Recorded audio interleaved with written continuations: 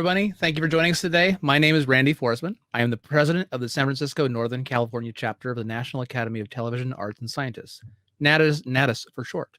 Today is a special day. Our chapter is awarding scholarships to 5 outstanding individuals whom our education committee has deemed deserving to receive this honor from our chapter. These 5 students represent the next generation of media professionals, and I am proud to see them get the recognition they deserve for their student work.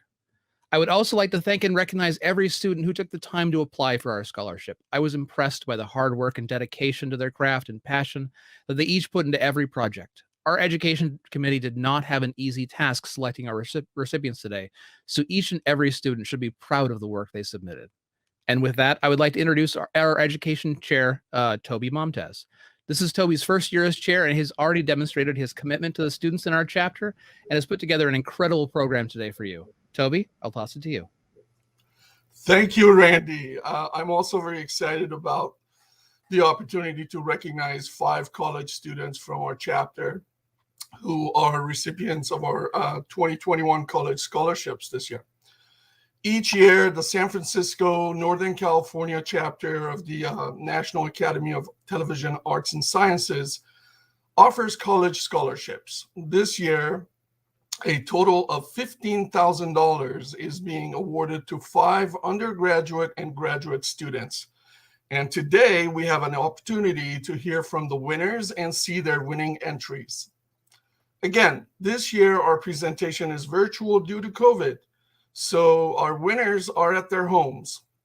We've already mailed them their certificates and checks, and this is the official presentation of the 2021 college scholarships. The $3,000 Peter J. Marino Jr. Memorial Undergraduate Production Scholarship. Peter was the co-founder of our scholarship program back in the 80s and a stalwart member of the chapter. The Peter J. Marino Jr. Memorial Undergraduate Production Scholarship is awarded to Sarah Lamb, California State University, Long Beach. Congratulations, Sarah. The $3,000 Sheldon Shelley Fay Memorial Undergraduate Videography Scholarship. Shelley was a photographer and editor at KPIX5 and a member of the Silver Circle. The Sheldon Shelley Fay Memorial Undergraduate Videography Scholarship is awarded to Enrique Landeros, Berkeley City College. Congratulations to Enrique. The $3,000 Jerry Jensen Memorial Graduate Journalism Scholarship. Jerry was an anchor at KGO ABC 7, receiving the governor's citation in 1968. The Jerry Jensen Memorial Graduate Journalism Scholarship is awarded to Leah Heimgartner, University of California, Berkeley, Graduate School of Journalism. Congratulations to you, Leah. The $3,000 Miss Nancy Best Memorial Graduate Production Scholarship. Nancy was one of the original Miss Nancys on Romper Room in 1958. She was also a founding member of our chapter.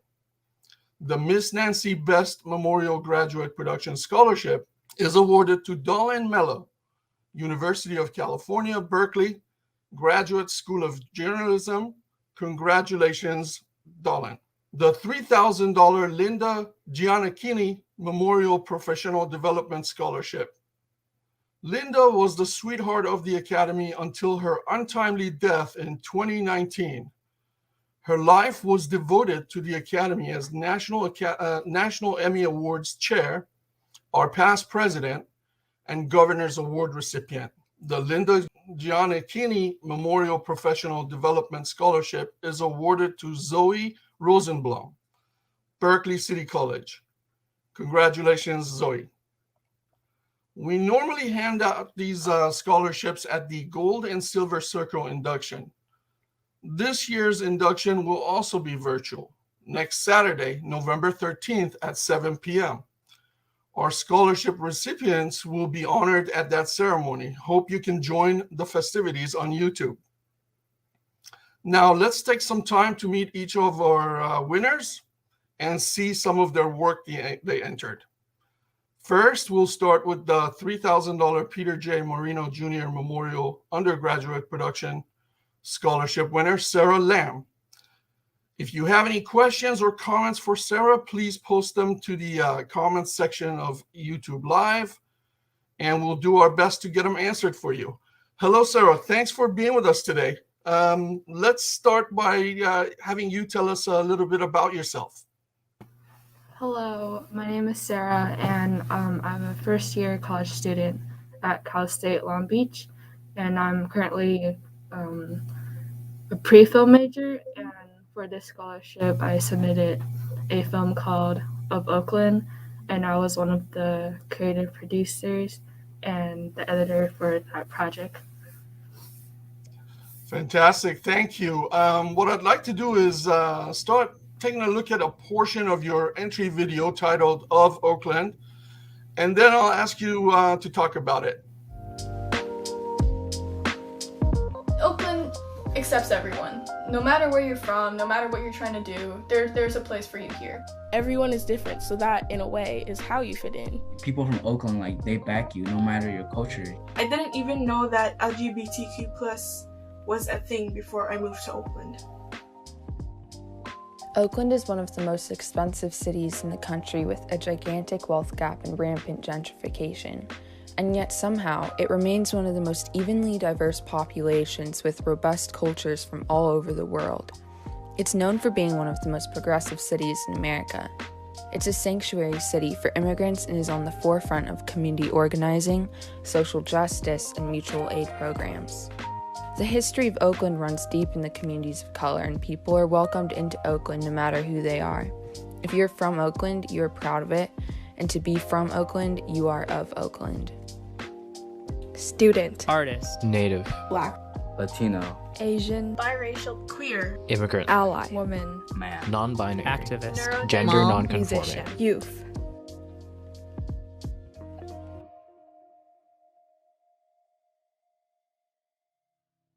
I am a Black woman, but with that, I am kind and soft and powerful. I'm a million things wrapped in brown skin. The last, however, will almost always be the first thing that new people notice of me. It has been the first thing people notice about all people like me in America since we were brought here.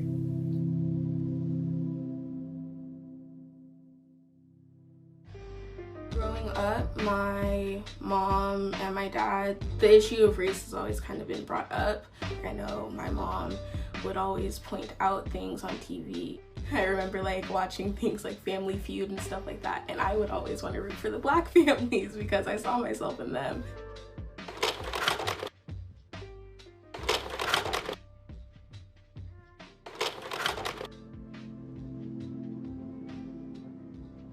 I know who I am, but it is not me I'm worried about.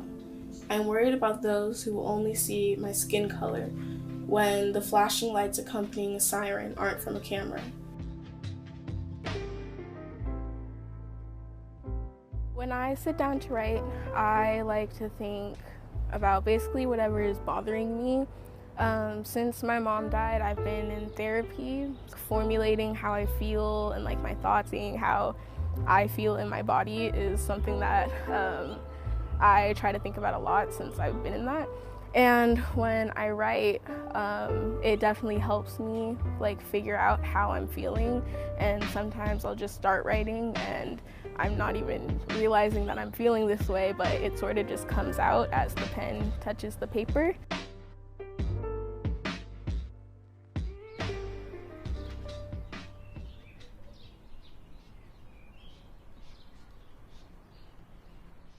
Labels are frustrating. I don't know what I can call myself. It's been a reoccurring issue in my life. My mom's Filipino, my dad's white, and when you're mixed, it's really confusing, and you can't really call either culture your own because you're not enough of anything. I was at a club in school, and we played a cross the line game where you cross the line when someone says a statement that applies to you. And the statement was, I am a person of color. Holy crap. I panicked. I said, oh shoot, what do I do? Except I didn't say shoot. And everyone looked at me, all my friends, the teachers, other students, and they said, it's up to you. You choose. And I don't know if I broke the rules of the game or if this was okay, but I just kind of put one foot over the line and my other foot was behind the line, and I just kind of held this power stance. But would you consider me like a person of color? That is so hard. I don't feel comfortable telling you what groups you belong in and what groups you don't belong in. That's not my place. So whether you're a person of color, I think is up to you, and I think it depends on the context. Right? There are some ways, I suppose, that your life is very white, and there are other ways where your life just isn't. You know, the labels are kind of meaningless. I know who you are. You know, so what labels you choose for yourself are it's your decision. Oakland has long been a land of opportunity that welcomes people from all around the world. For generations, people have moved here seeking opportunities and a better life. Because of that history, young people growing up in Oakland are immersed in a city where there's space to explore their own culture and learn from others. Whether deepening their connection to their ancestors or discovering new communities that they connect with, there's a place for everyone.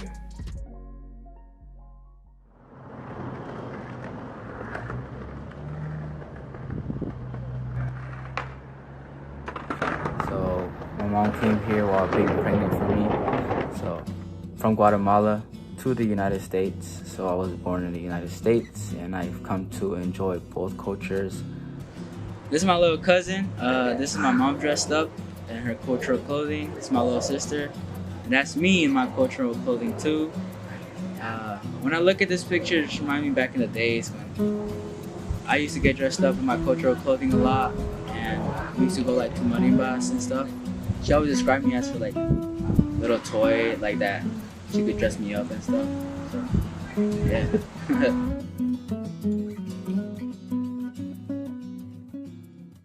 ¿Y extrañas a Guatemala? Sí, extraño Guatemala mucho. ¿Mucho? Es muy, muy bonito Guatemala, hermoso, muy rico en sus tradiciones. Por eso que mucha gente tiene que emigrar para Estados Unidos por la pobreza que existe en Guatemala. Sí, porque aquí a veces adolescentes no se sienten conectados con su cultura, o a veces ni están embarrassed de su cultura. Hay que sentirse orgulloso de donde vienen, porque son lugares ricos en costumbres, ricos en sus propios tradiciones, aspectos, ¿verdad? que son países pobres, lamentablemente por el gobierno, Sí. porque no valoran lo que tienen que valorar. Digo que tengo dos culturas como las grandes, que es Guatemala y América. Sarah, I'd like to for you to tell us a little about the project we just watched. Why was it important for you to enter it as a part of your application? I submitted this project because I was most proud of it out of my other films I've made in the past. It was like one of the biggest projects I've ever worked on, and this project I had a lot of creative control. Great. So in making the film, how much of your own experience did you draw from in creating it? Can you repeat that again? I'm interested in finding out how much of your own experiences you drew from in creating this project. So I worked with a bunch of different people, and all of us like grew up in Oakland, and we grew up with a lot of diversity, and we wanted to highlight that. We hear about diversity all the time, but for some people, they don't know what that experience is like. And also, people know Oakland for its crimes, but I don't think the crimes entirely define Oakland. So we wanted to show that diversity brings a lot of empathy. Well, you did that very well. I hope everyone takes time to go to our website and watch the film in its entirety. Please let me know, what does this scholarship mean to you, Sarah? This scholarship means a lot to me because it will help me pay for part of my tuition, and it might even help me pay for my future film projects I make here at Cal State Long Beach. So I'm very appreciative of that. Fantastic. Sarah, one of our major challenges in getting the message out about our college scholarship has just been that, getting the word out, making people aware. How did you hear about our college scholarship opportunity? I heard about this through Youth Beat, which was a film program I was part of. They just introduced it to us, and I decided to give it a shot and apply. Well, I'm certainly glad you did that. This year, we also changed our application process to what we call a one application to make things easier. So, what was your experience with the entire process? I think the process was kind of easy for me because this film was made in my film program, so I already had something to submit. And for the essay portion, I wrote it for my college application already, so I just had to make a few tweaks to it, and I was ready to submit it. Great. Sorry, I didn't mean to cut you off there. So you pointed out to some future plans. Go ahead and tell us what are your future education and career plans? What are you going to be doing next? I'm not entirely sure, but I think I want to work on narrative films and TV shows. Also, like to continue doing documentary editing because I like the challenge of finding the story through the editing process. And so far at school, I think I'm leaning towards screenwriting, producing, and directing because I just like being part of the entire process of making a film. Well, I'm sure judging your entry this year, I'm sure you're going to do a great job, Sarah. Here at the San Francisco, Northern California chapter, we'll definitely be following your work.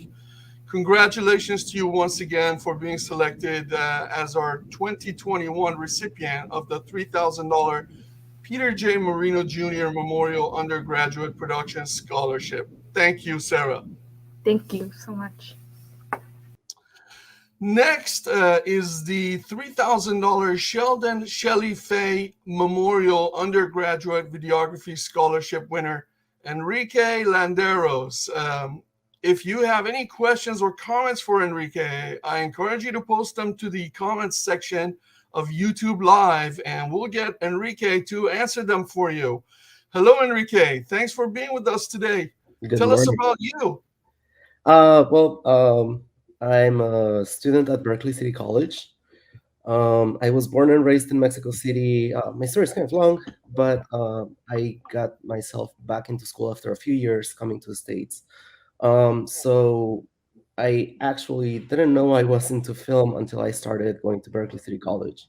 I took one class for introduction filmmaking, and that's when I fell in love with the whole process of crafting stories, being able to tell stories. So yes, that's about it. I've been in college for 2 years now, and I'm hoping to transfer next year. Fantastic. I'm so glad that you were able to find your passion early enough so you can work at your craft. So let's take a look at the portion of your entry video titled Double Entendre. And then I'll ask you to talk about it for us. But first, everyone, I want you to be advised the video is of adult content.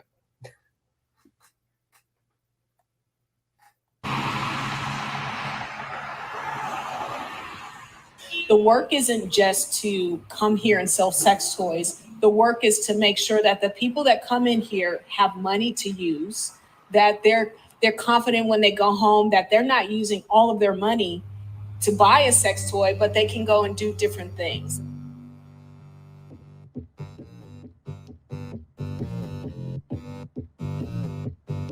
My name is Nina Joyner. I own Fillmore Adult in Oakland, as well as in Berkeley, and I sell sex toys.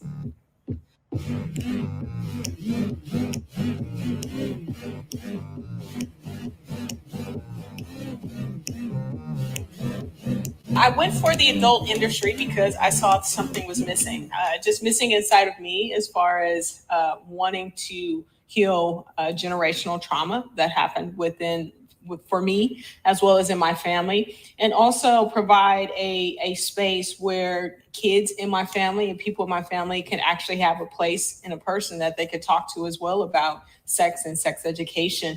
But more importantly, for the community at large, and making sure that there was a space that allowed people to talk about sex with dignity and honor and with respect as well.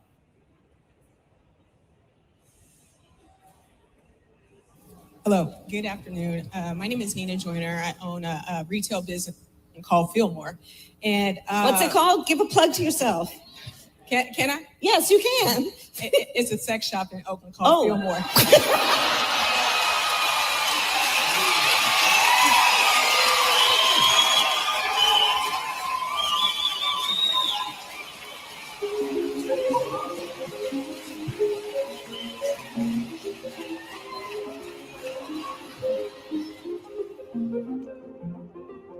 Society probably thinks about sex shops as something very seedy, something that's going to be a conduit towards promiscuous or unacceptable behavior, community behavior, where I think it's the opposite, that it's a space that people can come in and feel of dignity while they talk about what either bothers them or concerns them or that society has put on them. We do a lot of community work. We don't think about just about safe sex or healthy sexual behaviors for students or college students or community members, but we also think about other things that people should be concerned with, such as housing. You know, how are you going to have great sex if you don't have a space to actually have sex in? How are you going to think about sex if your kids are hungry?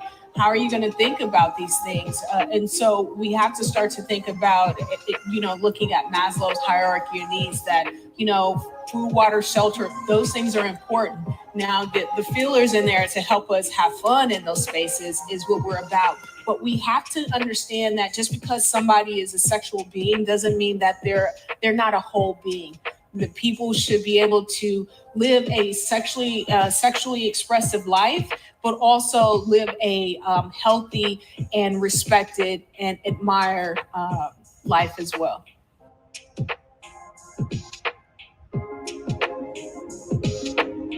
Our billboards are really culturally relevant in that we connect it with what's going on in modern day culture.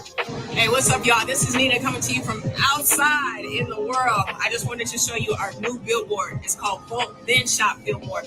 As we know, a lot of businesses out there are dealing with COVID, but we're also dealing with making sure that politicians are in office that can help us get through this difficult time. So I need you to vote, then shop Billboard. One of our most famous billboards is Our Bullets Don't Hurt. That one came about when Mike Brown was killed.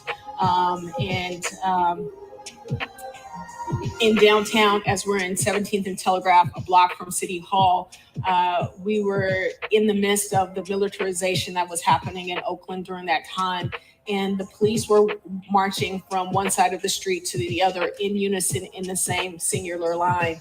And I yelled out like, hey, Valentine's Day is coming, our bullets don't hurt. And as I was standing there with someone else, they were like, yo, that sounds really cool. You know what I mean? Like, I like that.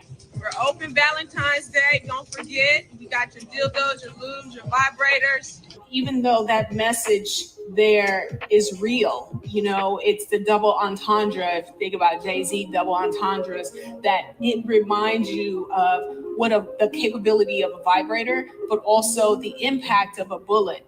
And so as kids or parents have gone past that billboard, we've gotten private messages with people saying, hey, my kid asked about this. Like the parents are either going to be age appropriate and explain vibrators to their kids or to their family members, or tell them about the impact of violence. So here it is, as a business, we get an opportunity to play into both spaces. But now you get to decide, as a person who has been asked that question, what does that mean? to really connect exactly what that means. We get some fanatics, and I mean fanatics, people who are anonymous and say some cruel stuff, but I don't get afraid. I'm not afraid of it anymore. I used to be afraid that it was going to cancel culture, our business, and it wasn't the right thing to do. But as a Black-owned business, I wanted to make sure that I played in the space, but not far from my space, like right down the middle. Some businesses, I believe, play into spaces that they don't belong there, and it's not authentic. This is truly authentic to what we're doing. It also gives us connection to our core audience, but it also is a teachable moment. And we're not just teaching about sex. Our slogan here at Fillmore is it's more than just sex. And I really mean that. Like, I can't come to work as a masculine presenting female without the thought of, am I going to get stopped or am I going to get shot? These are the things that I have to deal with as a person. And as I'm here, I'm a business owner. But when I walk out in the street, I'm just like everyone else.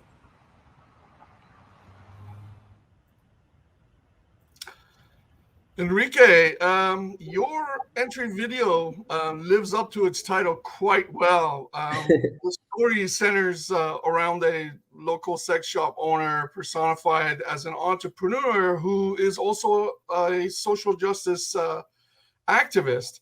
So please tell us about the project and why it was important for you to enter it as a part of your application. Well, this project meant so much for me. When I first started making this project, I was hoping to work a little bit more on what sexual expression was, a little bit on gender equality and inequalities.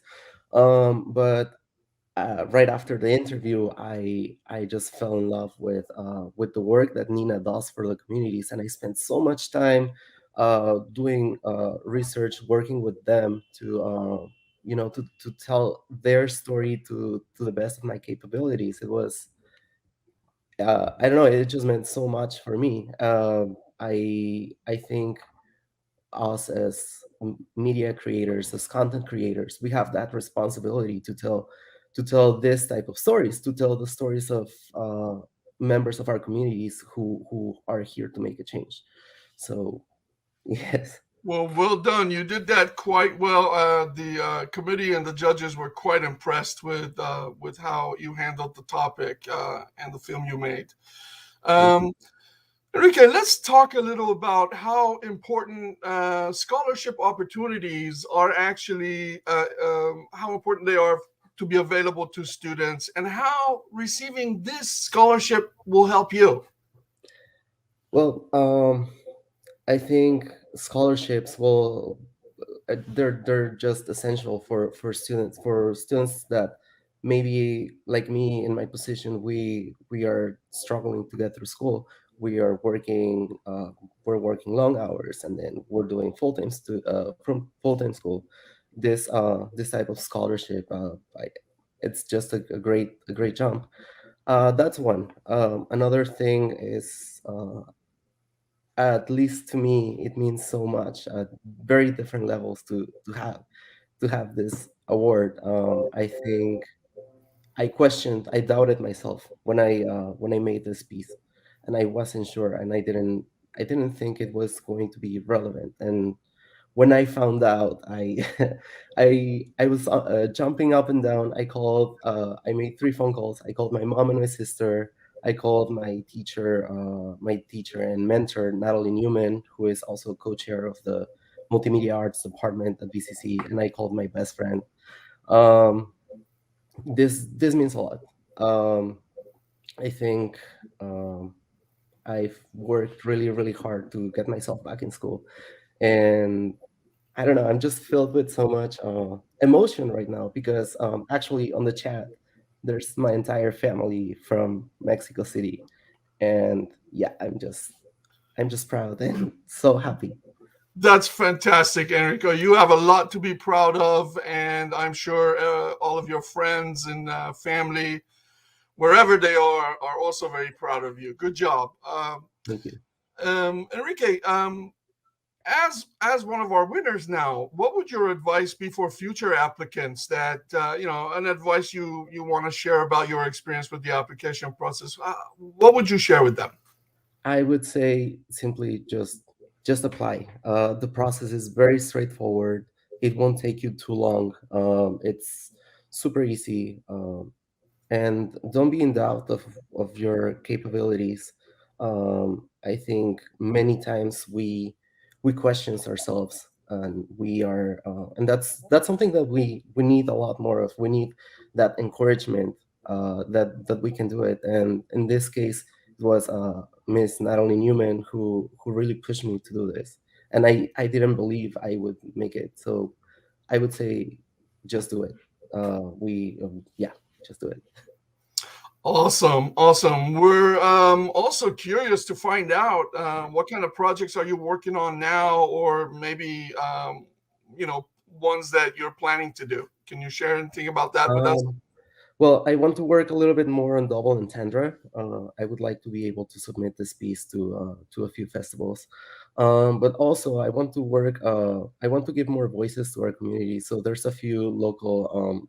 I can tell you there's a local restaurant here in Oakland, and I from just talking to the owner, you learn so many things of like what these members of the community do for the community. And I just want to keep giving those voices. As I said earlier, we have this, I feel like we have a very huge responsibility to give back to the community. And as media creators, we have to do that. So I want to do that. There's also Section 8, one of my classmates at Berkeley City College and very close friend of mine. She's a producer, and we've produced the first episode, and we're working on creating the second episode. And she also talks about the issues that she faces, issues that we see in our community, specifically here in Oakland.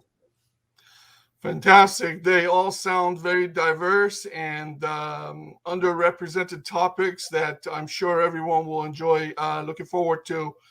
Enrique, I got to tell you, we'll be following your work throughout, and I wanted to congratulate you again for being selected as our 2021 recipient of the $3,000 Sheldon Shelley Fay Memorial Undergraduate Videography Scholarship. Congratulations to you. Thank you very much. Thanks. So up next is the $3,000 Jerry Jensen Memorial Graduate Journalism Scholarship winner, Leah Heimgartner. If you have any questions or comments for Leah, please post them to the comments section of YouTube Live, and we'll ask Leah to answer them for you. Hi, Leah. Good morning. Thanks for being with us today. Please, you're very welcome. Please tell us a little about yourself. Yeah, so I'm currently in graduate school at UC Berkeley, and I'm doing their journalism and documentary program. And I'm currently actually working on my master thesis. So that's kind of what I've been working on. Fantastic. Let's go ahead and start by taking a look at your entry video. It was titled Mavericks. And then I'll ask you to talk about it. How's that? Sounds good.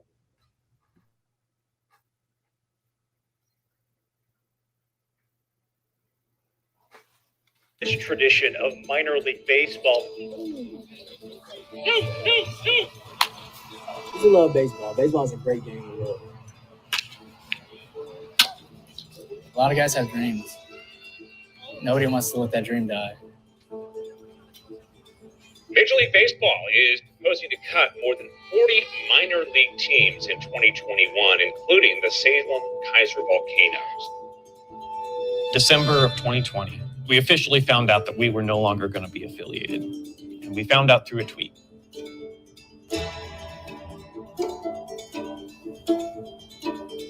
The old baseball legend Yogi Berra used to say, if you come to the crossroads in life, you take it. He didn't say which one. We were immediately thinking of what the future would look like.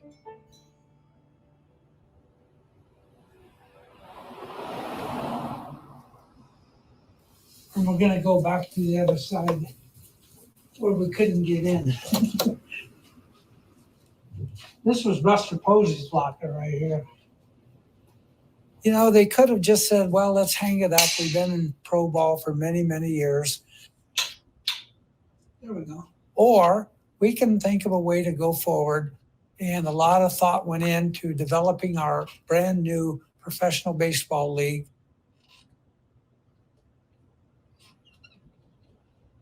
Two days from now, Saturday, April 3rd, is the tryouts. It's right now 277 players from around the world have registered. Several from the Dominican Republic, from Venezuela, from New York to Florida, the Carolinas to California. My dad played college basketball, and I picked baseball. So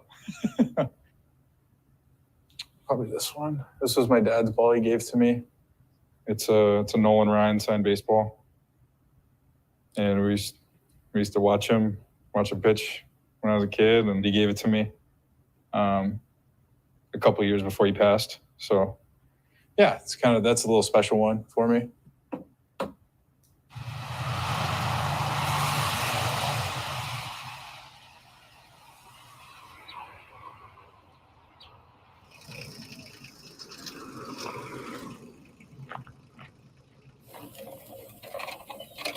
The brand of independent baseball is pure. You get guys that just want to come out here and play ball. I think that's what's special about this league. We're getting players that are going to want to play and they're not afraid to work or get a job.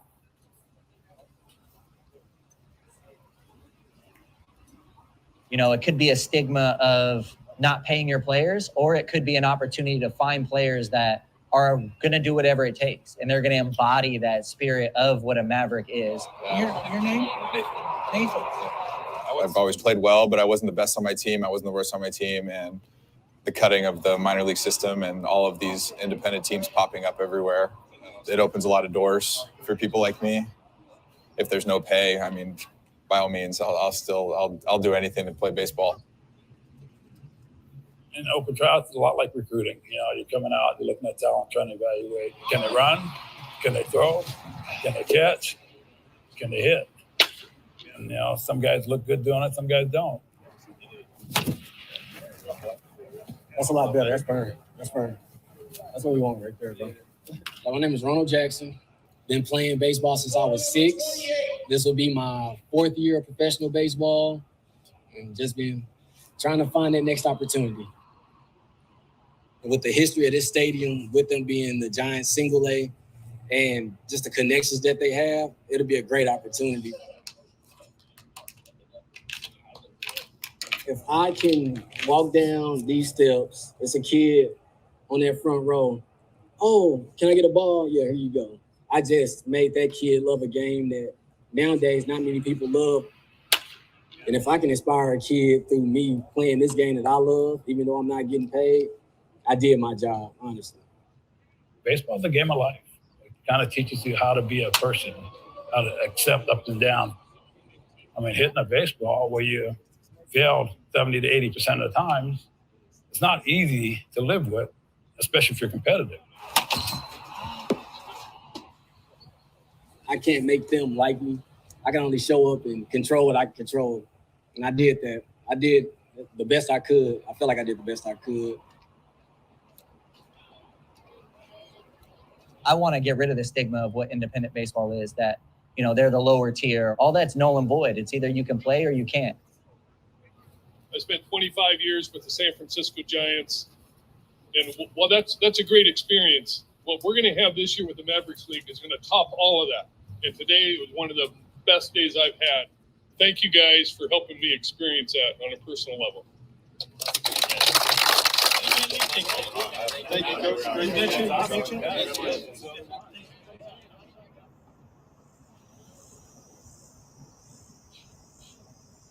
3 minutes, 3 minutes, 3 minutes, 3 minutes. Welcome to Draft Night 2021. As the managers of the 4 new teams in the Mavericks Independent Baseball League stock their rosters as we get ready for the inaugural season of the Mavericks Independent Baseball League.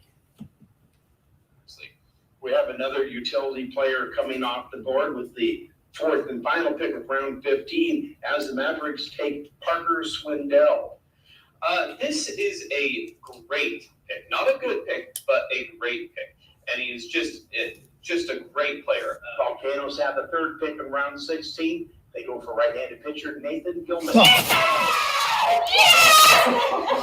Far in this draft based off their ability, and this is not to say that they did anything wrong in how they drafted, but it just again shows how much pitching there was on this draft board. Nathan Gilman's a great pitcher. He'll probably get some opportunities to start. Let's fucking go! Fucking go! I'm so proud of you. I'll go to the pavement. I'm so proud of you.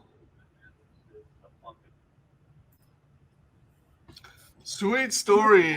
Leo, as we learned, this story is set in a small baseball community, I think in Oregon, giving former minor league baseball hopefuls a second chance to pursue a professional baseball career. I'm interested in finding out what about this topic resonated with you, and why was it important for you to enter it as a part of your application? I grew up in a small town, and I think a lot of small towns, I'm not even from the US, I'm from Switzerland, but I think no matter where you are, small towns are often kind of centered around like sports leagues. And especially during a time like COVID, having something to care about like a sports league is important, and it's like helping the community. And so when I came across the story with my co-producer, we were just kind of touched by how significant this like baseball league was to everyone there, and like throughout all the other hardships of COVID, being cut from Major League Baseball and essentially losing this one thing that ties the community together just struck us. And then the resilience that they showed by making their own league was just like very touching to us. That's great. You guys did that very well. How does receiving this scholarship fall into your plans? Well, how's it going to help you? I very much appreciate it, and it's going to help me a lot because, as I mentioned earlier, I'm currently in my second year and I'm working on my thesis film, which they cost a lot of money. And so I'm hoping that this scholarship will help me actually fund this film that I'm currently working on. That's awesome. I really hope that you'll be able to put it to some good use and get a nice thesis film out of it. I know you just told us about your thesis film, but a little bit more about your future educational and career plans. Where are you going to be going to from here? I mean, as I mentioned, the film is the first thing until next summer that I'm hopefully going to finish it. And then I'm hoping to continue working on documentary films and become a producer eventually. That's kind of the long-term goal of it all. Fantastic. Best of luck to you on that. We're going to be following your work as we do with all of our winners, all the students that applied to us. Congratulations again, Leah, for being our 2021 recipient of the $3,000 Jerry Jensen Memorial Graduate Journalism Scholarship. I hope you'll be able to put it to good use. Thank you. Thank you so much. Thank you. Let's move on to the $3,000 Miss Nancy Best Memorial Graduate Production Scholarship winner, Dolan Mello. I encourage everyone to post their questions and comments to YouTube Live, to the comment section of YouTube Live, and we'll get Dolan to answer them for you. Hi, Dolan. Good morning. Oh, good morning. Thanks for having me. Oh, thanks for being with us today. Go ahead and tell us about yourself. Yeah, I apologize. A train's going to go by here in just a minute, but I'm a graduate student at UC Berkeley where I'm studying short form documentary making. I really love cinematography and being behind the camera, and I hope that shows in this piece that I submitted. And I especially love, I especially love working on pieces that involve LGBTQ communities, the environment, education, etc. And yeah, just really passionate about this work. Fantastic. I'm coming to you from Sacramento. We're quite used to the train sounds here as well, so no worries about that. Yeah. Don, you actually submitted 2 videos as part of your application. The first one was titled Coming Home, and the second one is titled Queer Tattoo. Let's go ahead and take a look at portions of each of these videos, and then we'll talk about it. How's that? That sounds great.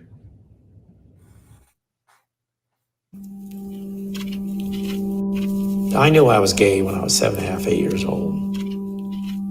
I would just, after school, go out and saddle out and just go on a long ride and figure out if there were other people like me. To tell you the truth, that's probably why I lived. It kept me going. The horses.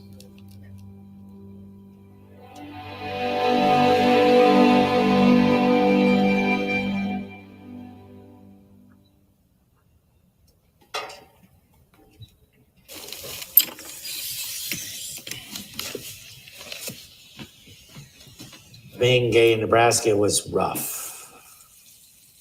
One night, the machine shed that I built caught on fire.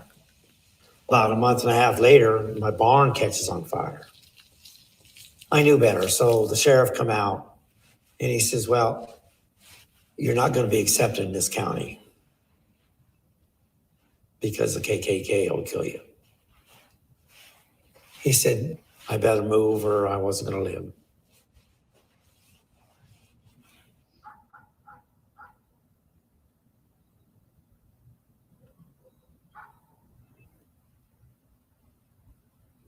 I got engaged with the Country and Western Bar when I moved here. And that's where the main framework came from, the idea of coming up with a rodeo.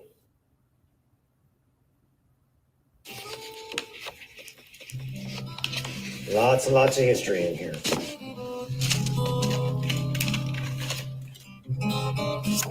There I am on poles, on Duke. This is just out practicing roping. That's me doing shoot dogging.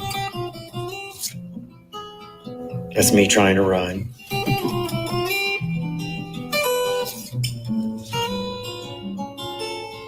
We went from, probably 8 or 10 contestants at a gymkhana to probably 40 or 50. Then we had the conventions, and then other states started joining. We had like 27, 28 states strong.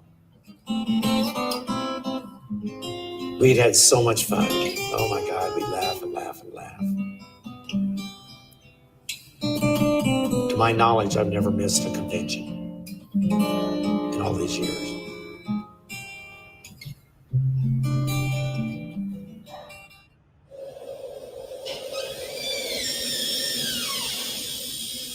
I remember like the vibe walking in here for the first time was totally different than walking into a typical tattoo shop. There is nothing typical about Pretty in Ink, a queer-run tattoo shop in Alameda. I think at the time it described itself as women and non-binary owned. And that's when I was like, oh, that seems like a clue of this could be a safe place for me.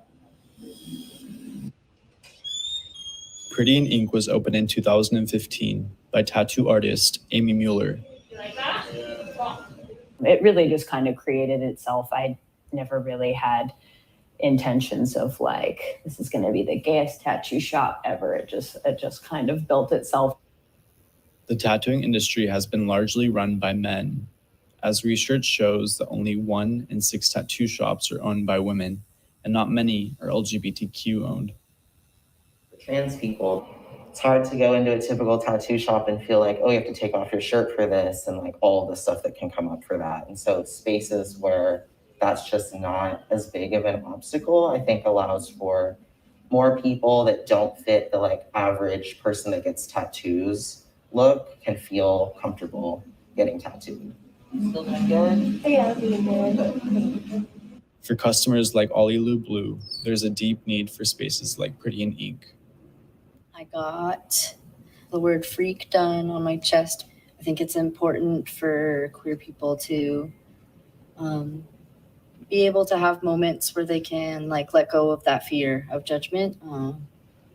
It's like, ooh, I'm getting emotional. It's rare, and to have a spot where people can just express themselves and be able to be excited about finding ways to express comfort in themselves. All of that is important. This one's so cool. I love this one. But Pretty in Ink has been challenged by the ongoing pandemic as they faced a series of closures and a loss in revenue. Not only are we all working less, and so our income's lower, the prices of PPE, of just like an average order of tattoo supplies are just skyrocketing. So it still kind of feels up in the air at times. This insecurity has hit LGBTQ people especially hard. They're 30% more likely to have lost their jobs since the start of the pandemic, according to a recent poll. Currently, multiple queer-owned shops are struggling to stay open. I think the Bay Area is a special place if you want to go and have a nice tattoo experience as a queer trans person. It's like, take your pick. There's a few. And to lose that would be like really sad, I think. For Pretty in Ink, they're doing everything they can to ensure their doors stay open. If our shops closed, I mean, it would have really limited the queer community's ability to go get tattooed in a way where they have a little bit more foundational trust over the system.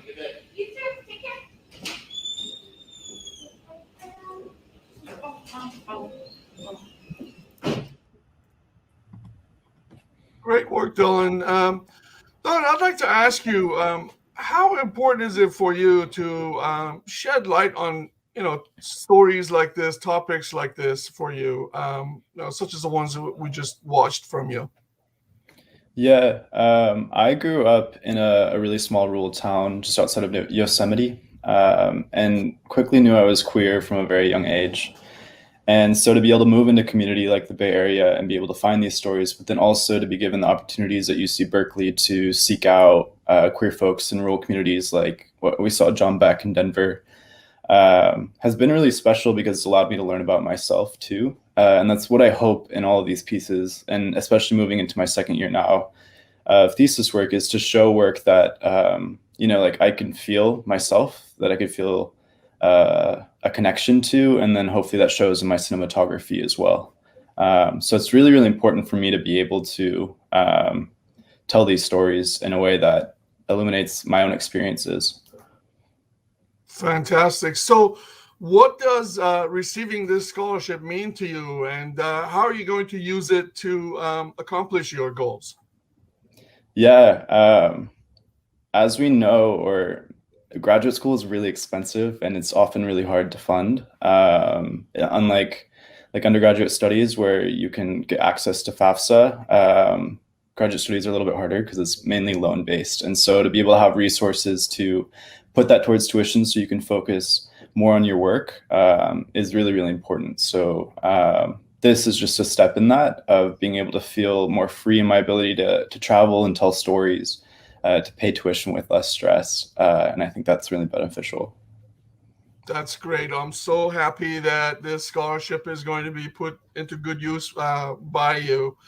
Dylan, what's your encouragement for other college students, thinking about becoming future applicants for scholarships? What would your advice be? Yeah, that's a great question. I would say hone in on what feels good to you.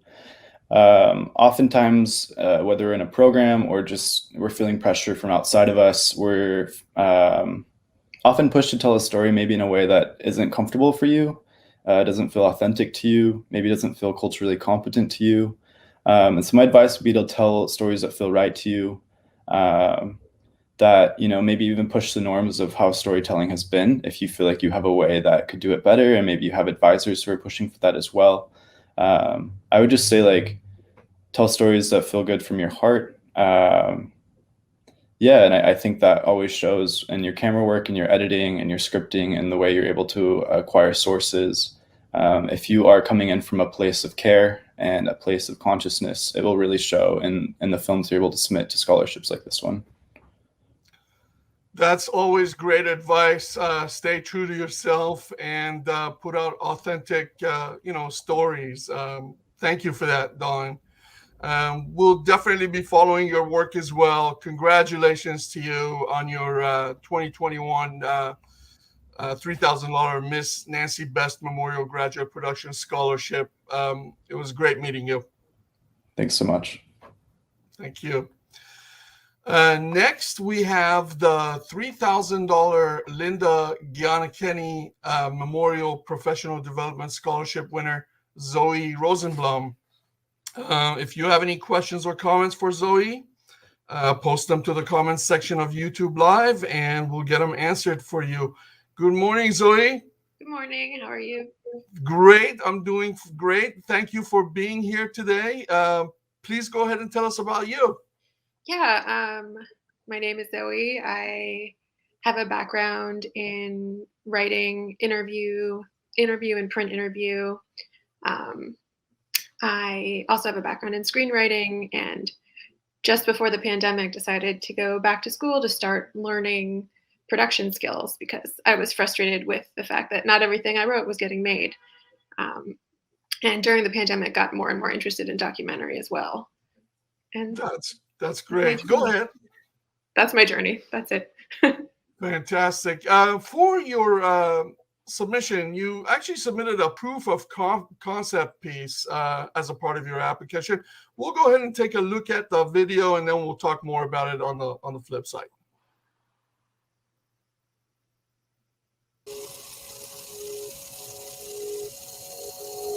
I have seen landscapes protected from catastrophic wildfire that have been grazed.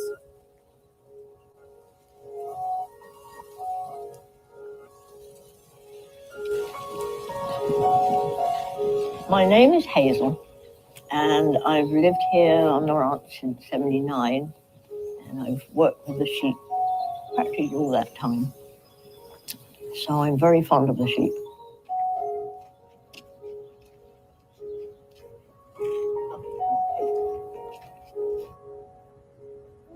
Wildfire is quite likely to go through here at some point.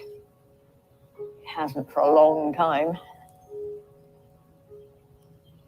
So we're trying to thin some areas and prescribe burn out on that far ridge.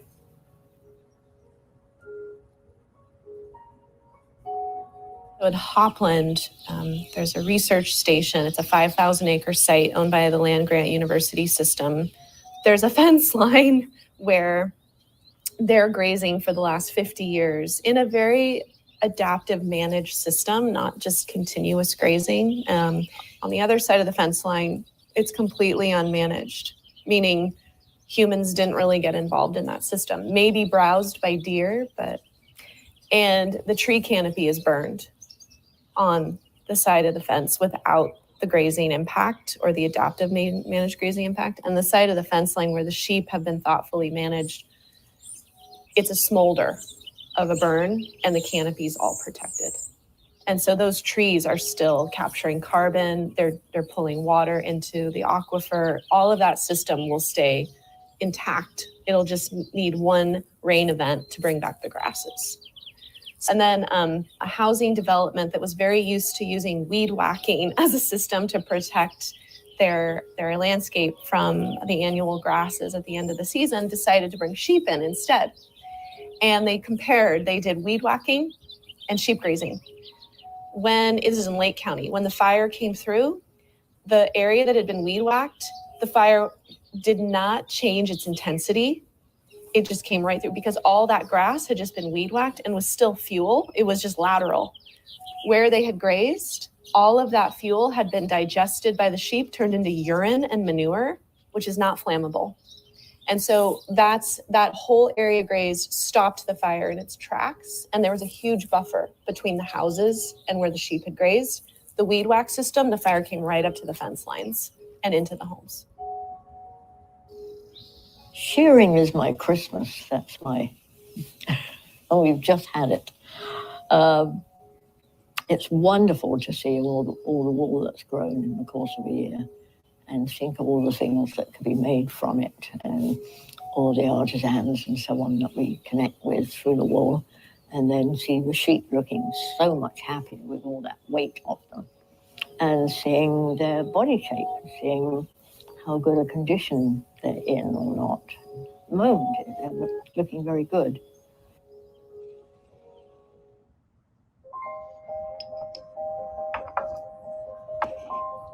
My name is Nick Kanozik, and I collect vessels.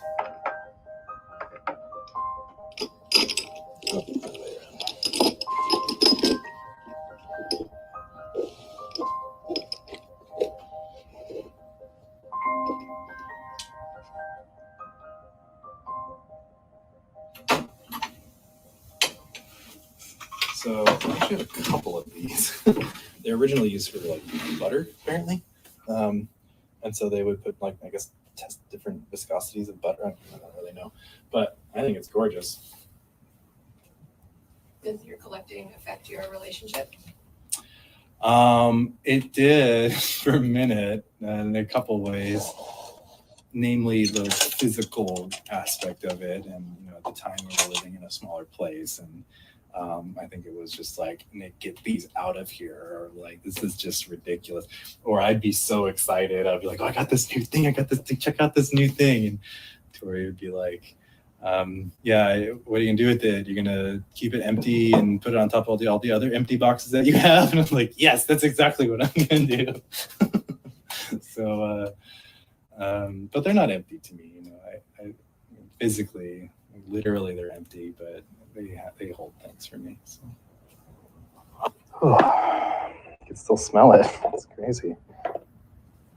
By the time I was 4 or 5 years old, when I got that first box, I'd already lived in 2 different states, 2 different countries.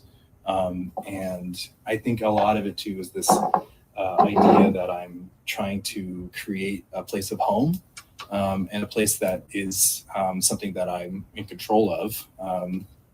And then same thing I could say as far as the sexuality. It's like the idea of basically, I mean, bisexual, it's like, who, it's just, you know, it's just one of those things. I go through my life phases of being like, oh my God, I love this. I love being bi. I love, like, it's like, I wouldn't have it any other way. And then there are occasions, of course, where it's like, I wish I were gay, or I wish I were straight. Like, why do I have to be in this middle ground area? Like, it's bullshit, you know? So it's a way in order to, again, to kind of like feel like I'm, you know, collected.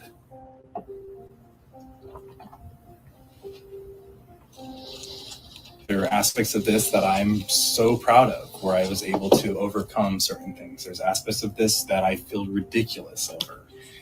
It is who I am, you know, the goods and the bads. And ultimately, it has proven to be something that's helped me.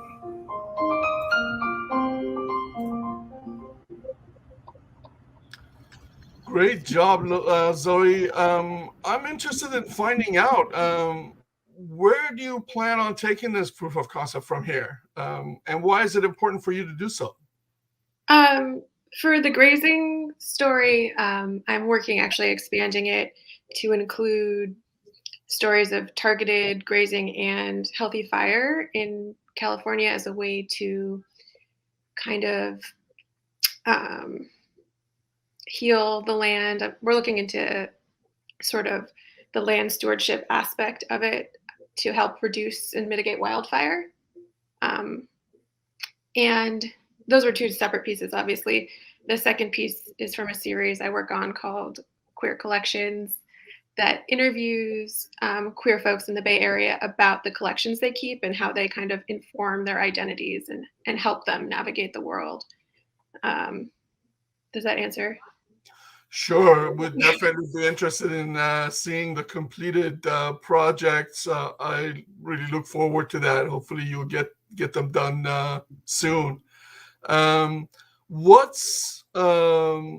What can you share about your experience with our application process this year? what can I share about it? I found it pretty straightforward in terms of what was required. I think for me, the thing to always remember when I'm applying is to take note of what I do the first time and reapply if I don't get it.